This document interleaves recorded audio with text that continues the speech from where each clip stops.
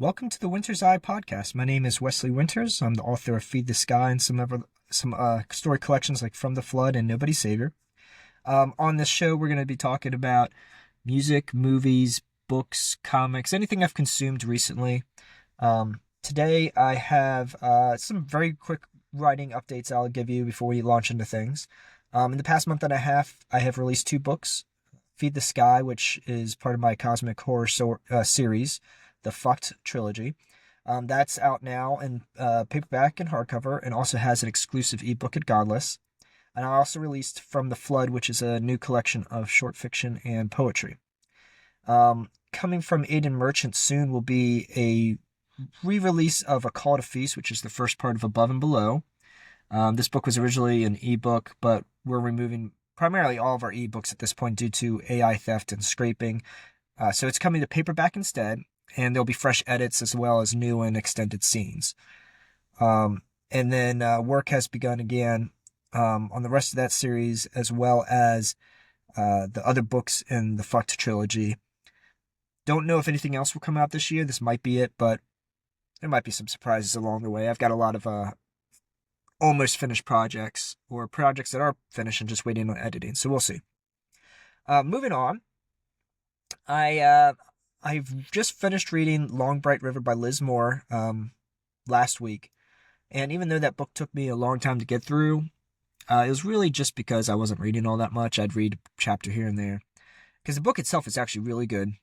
I hate the formatting. I will say that, though. She has this way of, the dialogue isn't clear when they're speaking, because you don't have the quotation marks. She does this weird stuff with, sometimes there's a dash before the dialogue, and sometimes there's not, and it just all kind of blends together. So that was really frustrating. She also does a lot of skipping lines and a lot of scene breaks that are completely unnecessary. They'll be still talking and there'll be a scene break for some reason, and then continue the conversation. So stuff like that really drove me crazy. But once I got used to it enough to deal with it, the story itself was good. It's an engaging crime drama where a police officer is looking for her sister that, is addicted to drugs. She works in the area of Kensington, which is known for a lot of hookers and drug addicts. So she's looking for her sister because, some of these people are turning up dead and there's a serial killer, and so she's worried about her sister. So the mystery is all about finding the sister for the most part, and then also finding out who the killer is. This book was actually just made into a TV show on Peacock, which I have not started yet, but I will soon. I wanted to read the book first, which is actually why this book got pushed up on my reading list. Even though I've had it for 5 years, I decided to read it because I saw there was a show coming. And it was a good book. I do recommend it if you like crime dramas. Just prepare yourself for the strange formatting. About a couple months ago, I read the newest Matt Kurtz book, which is A Darkness Unseen. You're not going to like any of the characters in this, at least I hope not, because they're all despicable. But it's a good book. It's a good thriller of a girl in a relationship that should never have happened. And while dealing with him one night up on this mountain, she ends up at a neighbor's house, which is got some secrets in it. Like I said, it was an exciting book, and it's quickly paced. It's easy to get into, and the kind of book you could probably sit down and read in a day, no problem. It's latches on and it's enjoyable. I also read Little Monsters by Jeff Lemire, which is a comic book series of I think it was about 13 issues. It's about these kid vampires that it's post-apocalyptic. The world's basically destroyed. They don't even think there's humans left, and their elders have told them to stay in the city for some reason. Don't leave the city. At night, you always return to these sleeping spots, and you'll be fine. And of course, it turns out there are some humans around, and a couple of the vampires get a hold of them, feed for the first time on humans instead of rats, and become like feral monsters. And they start, there's inner turmoil in the group of these vampire kids. I thought I would like this more because I'm generally love Jeff Lemire's stuff, but honestly, this was it was just one of those books that I was reading through it. I was never hooked on it. I never was eager to get to the next issue. But, I went through it. It was fine. Nothing special, which is sad because usually, like I said, I love his stuff, but, they can't all be winners. It was fine. It just I wasn't anything special like I usually feel something with his work, and this didn't make me really feel anything. um, Moving on to let's go with music. There have been a bunch of releases in the last couple of months I would love to feature, but I'm just going to go with a few right now, and I'll spread the others out across a couple other episodes. Thurnin, sorry, has released a new album called Harmr, and it's a one-track concept album divided into, I believe, 7 chapters. If you follow me on socials or the website, I've featured Thurnin a lot recently. I actually did an interview with Jeff Lemire, and I'm sorry if I'm mispronouncing any of this. He's over there in the Netherlands, and he does acoustic folk music. He did metal before, kind of.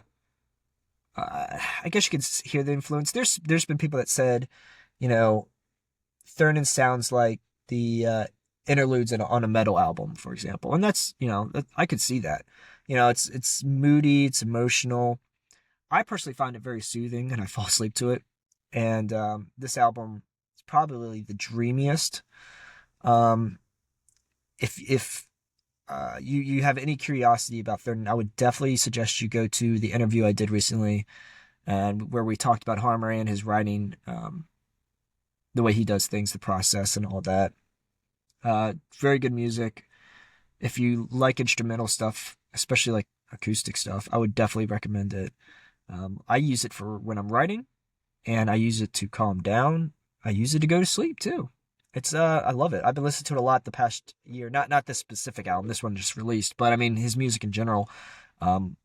Robert Weaver recommended me Thurnin, and I've been listening to him a lot ever since.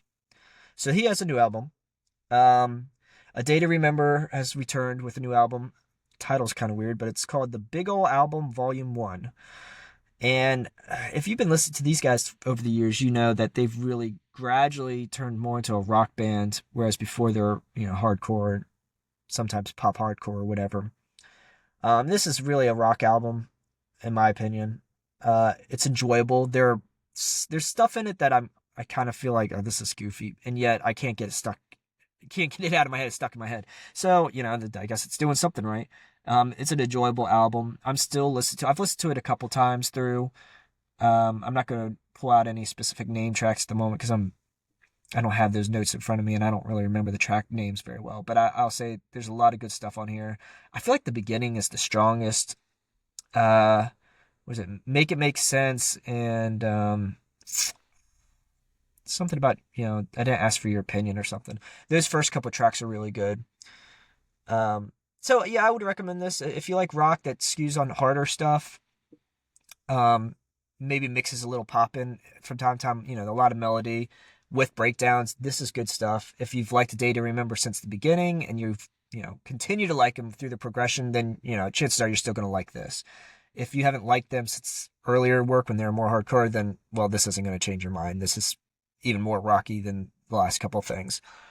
And then the last thing I'm going to go ahead and feature is the new Anberlin album called Nevertake, which is actually not a new album, but it's a re-recording of Nevertake Friendship Personal with Matty Mullins ever since. Basically, at the end of 2022, 2023, something like that. Their lead vocalist, Christian, he left. At least for touring, he left, I know. Because they did release some EPs that got combined as an album last year, but that might have been before he left. But anyway, Matty Mullins took his spot. And Matty Mullins is from Memphis May Fire. He doesn't do too much screaming on this. I actually expected him to have made it heavier versions of these songs, and he didn't. He pretty much did what Christian had done originally, which is fine by me. I mean, it sounds great. If you like that album, this is like just returning to it with a fresh coat of paint, and yes, a new vocalist. But Matty sounds similar to Christian on this, not overly similar, but their styles aren't all that different when it comes to singing. So I've loved it. I've listened to it a few times. I already knew the songs, of course, but it's great returning to this album because this was the album. This and Blueprints I kind of listened to simultaneously, but This was the album way back in high school that got me into Anberlin. Moving on, before I get to movies, because that's probably the biggest segment for today. I'm going to talk about just TV I'm watching. Um, I'm going through It's Always Sunny in Philadelphia. I never watched. I mean, yeah, I never watched that series all the way through. In the beginning, I guess there's a new season about to come out. 17 comes out this summer. I had watched season 1 and I think season 10 randomly over the years, but everything in between I had. So I started from the beginning. Right now I'm on season 13, towards the end of it. I mean, I'm assuming you guys probably already know the show. It's raunchy and foul and offensive, and it's just about these shitty people doing shitty things. It's funny. Just watching the crazy shit they do and the horrible things they say and do. It's enjoyable. I don't think the younger generation could handle it, but if you're from before the time of things being everything becoming so offensive that you can't do it, if you can handle it, this is a funny show. I also finished multiple shows this week. Severance season 2 had its finale, I believe last Friday, and another good season. The ending's kind of rough. You feel for multiple characters. It was exciting, and I'm really curious to see what they do in season 3. They've definitely set it up for a nice twisted love triangle situation, I think. And if you haven't watched the show yet, I definitely recommend you watch it. It's trippy, it's weird.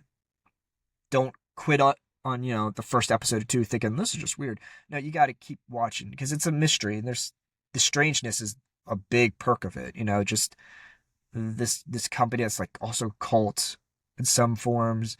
You just got to watch it. It's best to not know too much and just power through it because you'll get hooked. Another show, and actually it's from the people that do It's Always Sunny in Philadelphia, is Mythic Quest. I just finished the new season, which I believe is 4. And I enjoyed the season, but it is disappointing compared to the others. It's not until the final episode that they really do anything Mythic Quest related.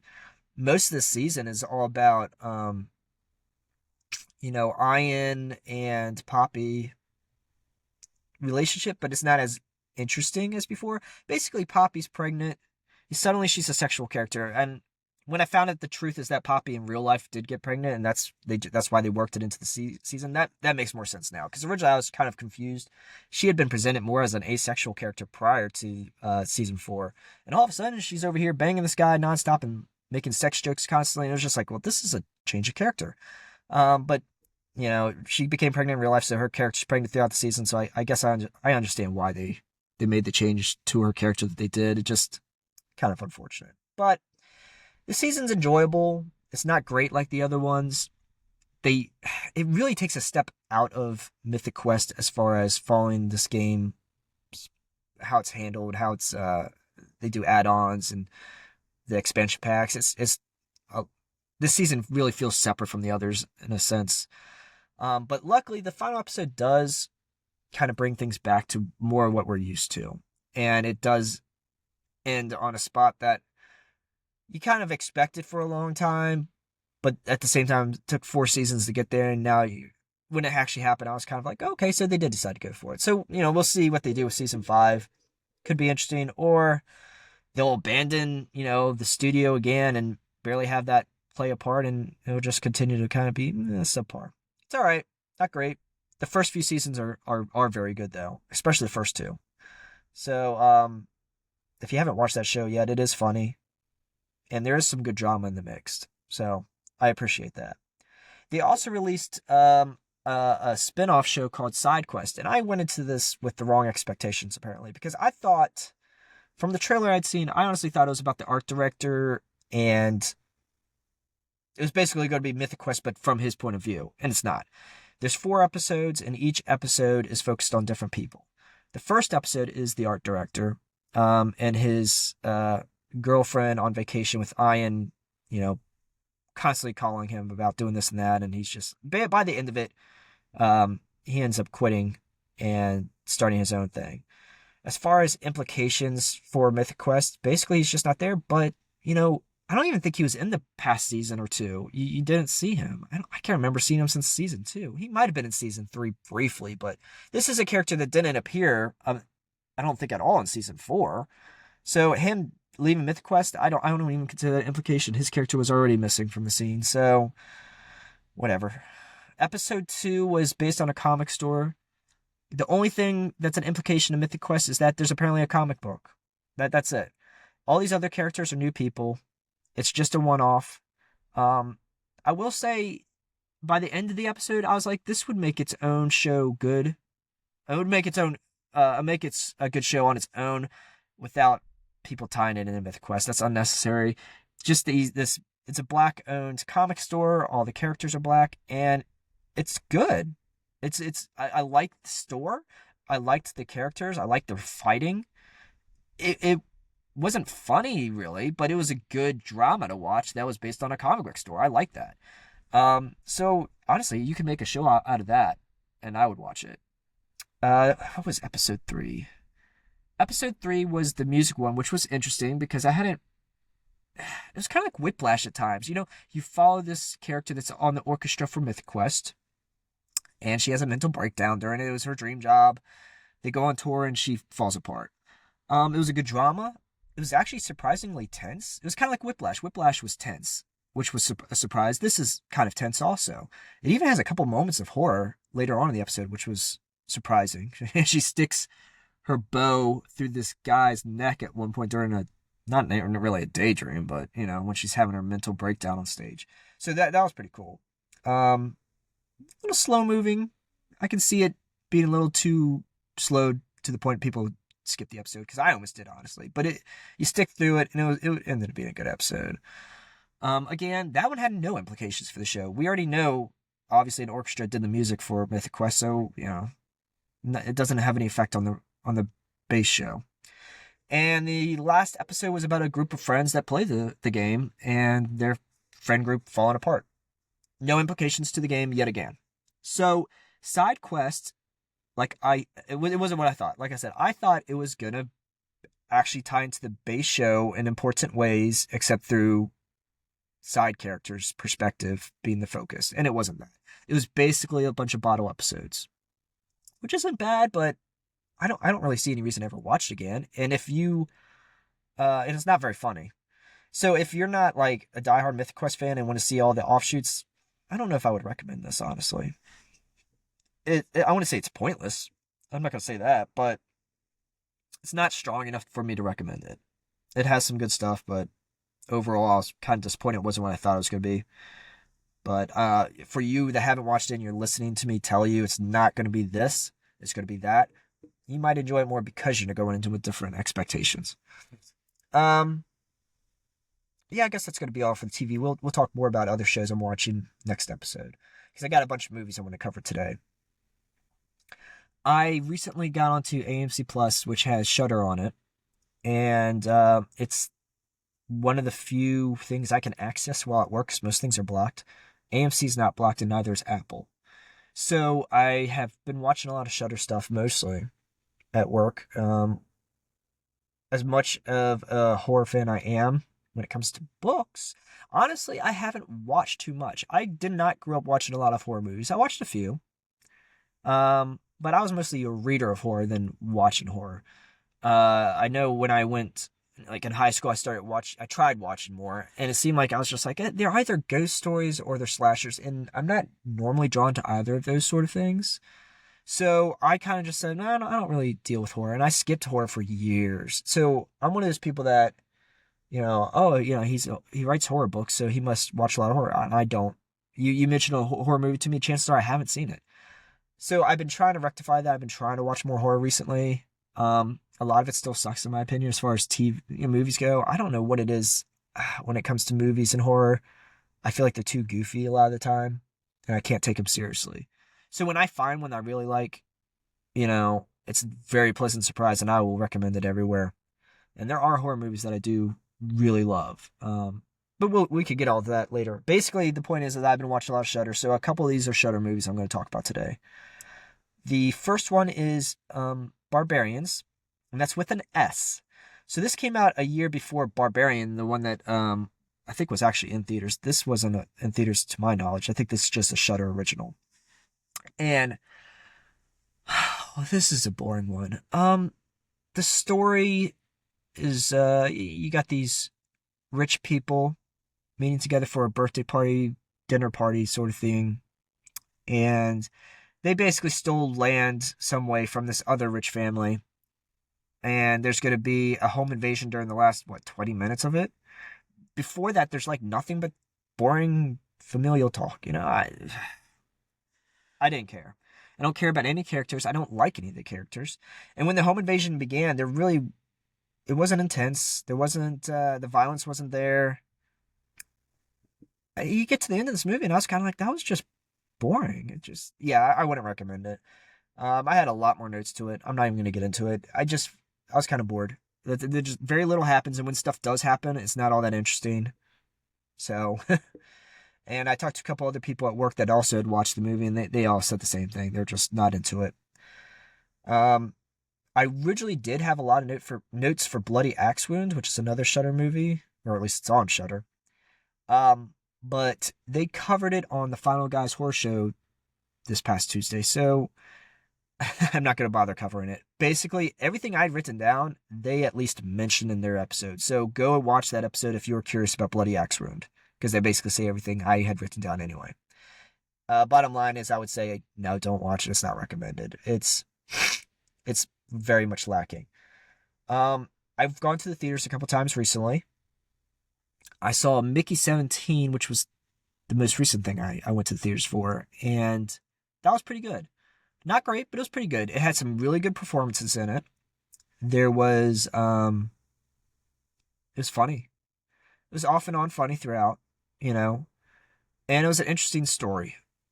Apparently it's based on a book. I am going to try to read it at some point. I think the book's called Mickey 7. But yeah, this movie has, what is his name? The guy that plays the Hulk in the Marvel movies. Mark Ruffalo, that's it. He's the bad guy in this. He's great. He's a politician / cult leader, and he's fantastic and creepy. Toni Collette is his wife. She does a great job too. They're twisted people. I'll say that. Robert Pattinson plays the main character.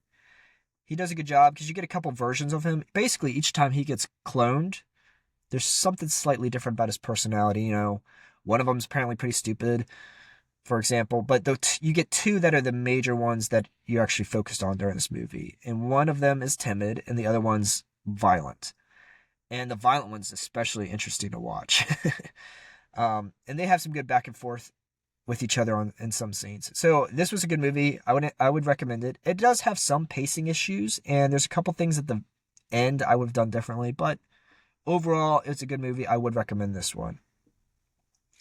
I also saw The Monkey, which was the Stephen King short story done by the guy that did Longlegs. I'm forgetting his name, but Oz Perkins. And this movie, I went into it knowing that it was supposed to be a humorous horror movie. There was only one other couple in this theater, and I don't think they knew it was supposed to be humorous because they didn't laugh at all, whereas my group was laughing the whole goddamn movie. It's outrageous. There's some great gore and death scenes in it. It's all funny.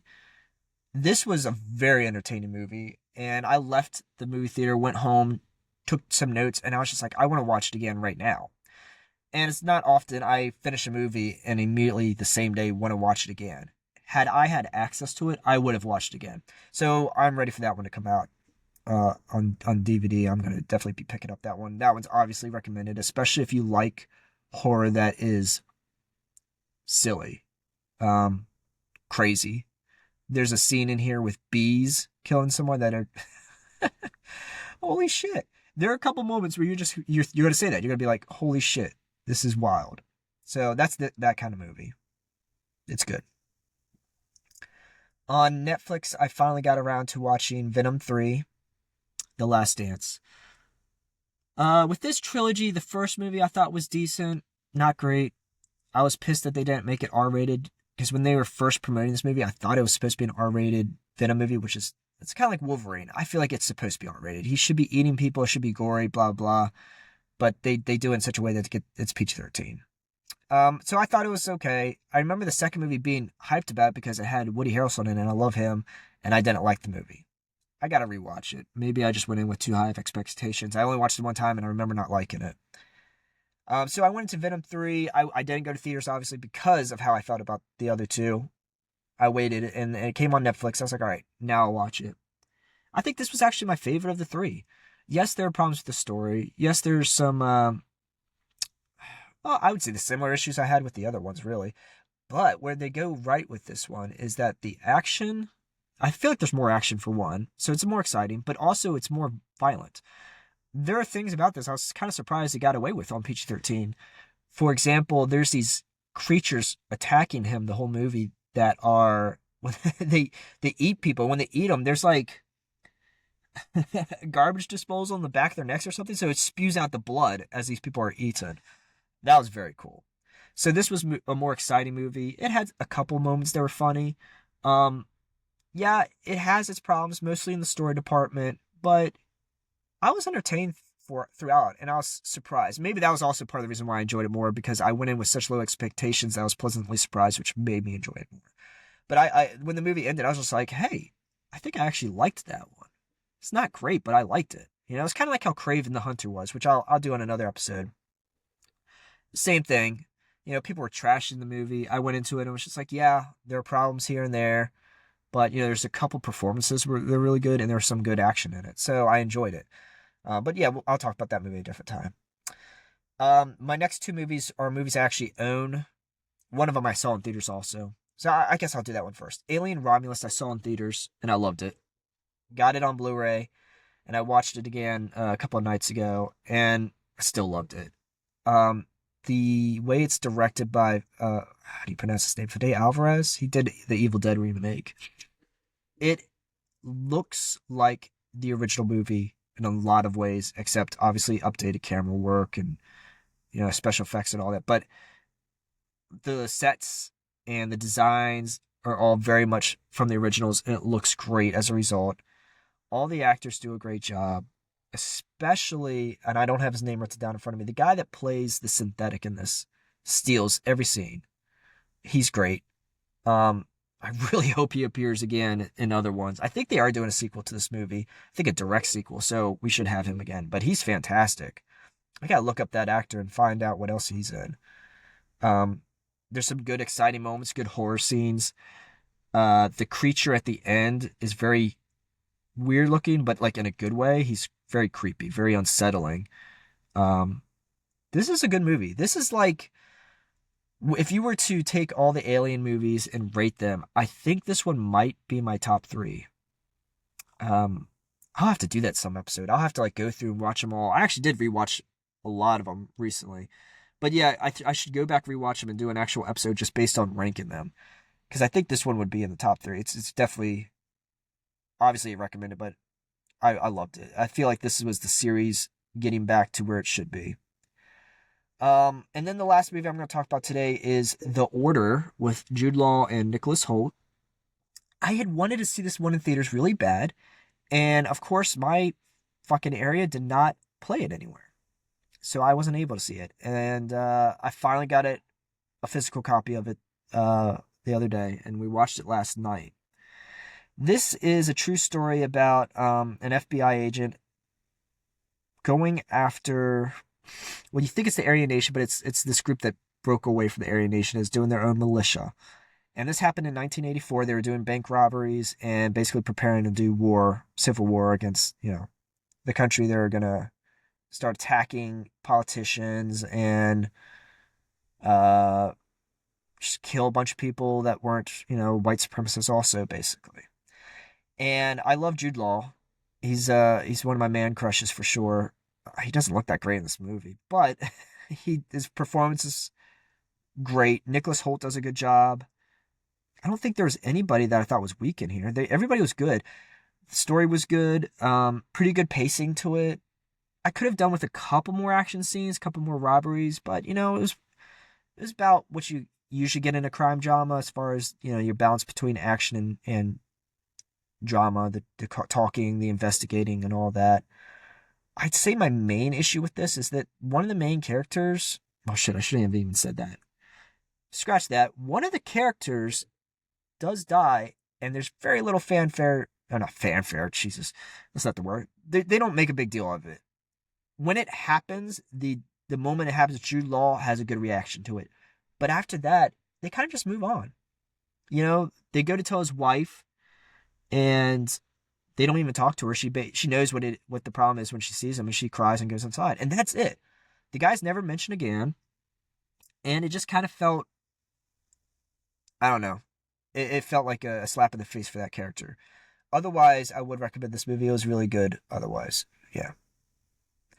That about does it for this episode. I was hoping to have some submissions I was gonna mention, but they all end in just a couple days, and I don't know when I'm actually gonna get this episode uploaded. I feel like it's gonna be a couple days, so I'm not even gonna mention these submissions because they're about to end on April 1st and April 2nd.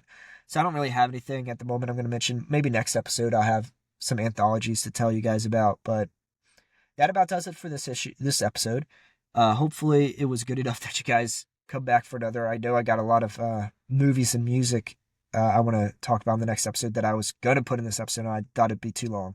So I got some more of that for sure. Probably not so many books next episode, but hopefully you guys will return. This is the Winter's Eye podcast, and if you like what I'm doing here, go to www.wintrymonsterspress.com for more.